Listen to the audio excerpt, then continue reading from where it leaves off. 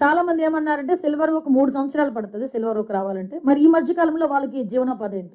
Silver oak కి 2.5 feet silver oak అవనియండి, మామిడి అవనియండి, what ever it maybe, ఏదైనా 2.5 ఫీట్ ఉంటుంది. ఇంటర్ క్రాప్ వేయచ్చు, 3 మంత్స్ క్రాప్, 4 మంత్స్ క్రాప్స్ కూడా ఉన్నాయి. అవన్నీ కూడా ఈ రోజు మేము చేస్తున్నాం. జింజర్ ఇవ్వటం గానీ, జింజర్ కల్టివేషన్ వాళ్ళని ఒక అవగాహన కల్పించడం గానీ, పసుపు టర్మరిక్ కి సంబంధించింది గానీ, శనగలు ఇలాంటివి చేసే 3 మంత్స్ క్రాప్, 4 మంత్స్ క్రాప్స్ లో ఉండి వాళ్ళకి ఇవ్వటం ఒక ఎత్తు అయితే, ఏదైతే మనం సిల్వర్ ఓక్ ఇలాంటి ఆల్టర్నేటివ్ మొక్కలు మనం ఇస్తున్నామో వీటికి కూడా మెయింటెనెన్స్ కి ఒక్కొక్క ఎకరాకి దగ్గర దగ్గర 1,50,000 రూపాయలు వాళ్ళకి అది మొక్కకి అది పిట్ చేయడానికి, నెక్స్ట్ వాటిని పెంచడానికి, వీటన్నిటికీ కూడా సంబంధించి వాళ్ళకి డబ్బులు ఇచ్చే పరిస్థితి వచ్చింది. అంటే ఫినాన్షియల్ గా ఏ గిరిజనుడు కూడా ఇబ్బంది పడకూడదు, వాళ్ళు అదర్ యాంగిల్ లో ఆలోచించుకోకూడదు అని ఒకే ఒక ఉద్దేశంతో ఈ రోజు చేస్తున్నాం. దానిలో కూడా మేము సక్సెస్ అయ్యామని చెప్పడానికి నిజంగా చాలా గర్వపడుతున్నామండి. ఇంచుమించు 2024 అంటే మా గవర్నమెంట్ వచ్చిన దగ్గర నుంచి 2024 ఎండింగ్ వరకు దగ్గర దగ్గర 68,625 కిలోలు గాంజా ధ్వంసం చేయడం జరిగింది. ఈ రోజు దీనికి సంబంధించి ప్రత్యేకంగా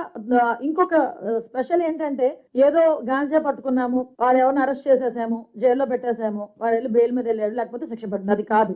అసలు వీళ్ళ తాలూకా ఆర్థిక మూలాల మీద దెబ్బ కొట్టాలి.